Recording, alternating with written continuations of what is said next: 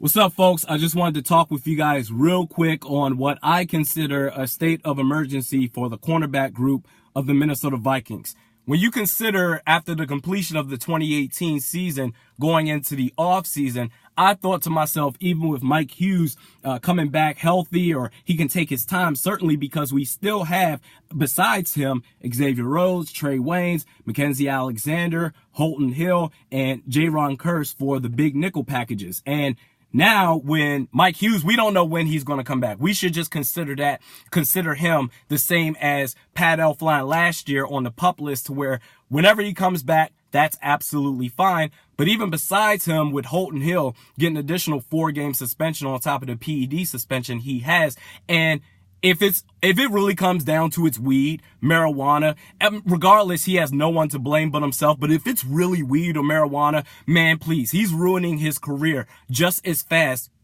as it started. So now with Holton Hill and Mike Zimmer, he talked about how he's not sure that Holton Hill is going to make the team. So with Holton Hill possibly not making the team, with Mike Hughes, we don't know when he's going to come back. We're left with Mackenzie Alexander, Trey Waynes, and Xavier Rhodes, and Jaron Kearse for big nickel packages or sub packages. And if anyone gets hurt, we are absolutely screwed. So now it's next man up. We went out and signed, I think his name is Beanie Benweeker, going into his 6th season on now with the Minnesota Vikings, his 5th team in the NFL. Not anything worth raising hell about. The guy that I'm looking at right now, the guy that has the biggest opportunity to shine, is Kris Boyd, 7th round draft pick out of Texas. I looked at some game film on this guy.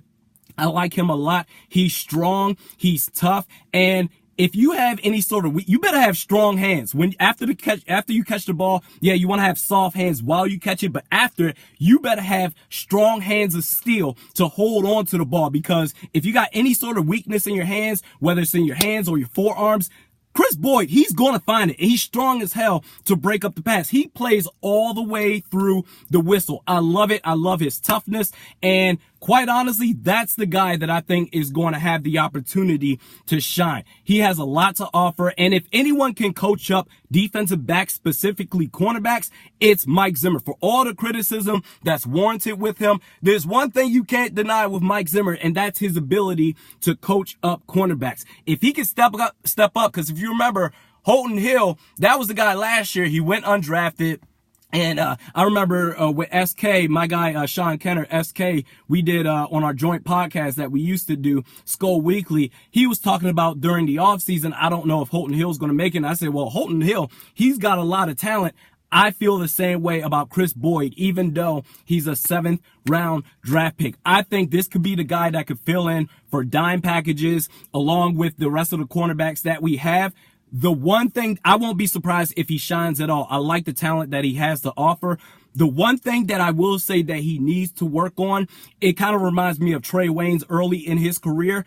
He needs to work on turning his head around. So there's an opportunity right there to where he may get dinged up with penalties early on to start to see, assuming that he is that 4th cornerback.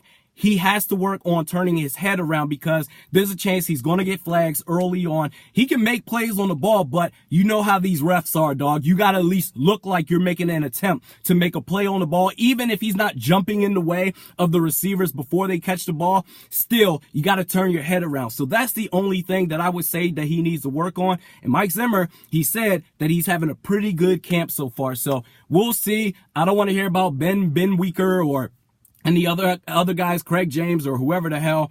Kris Boyd. It is Kris Boyd season. We'll see what happens.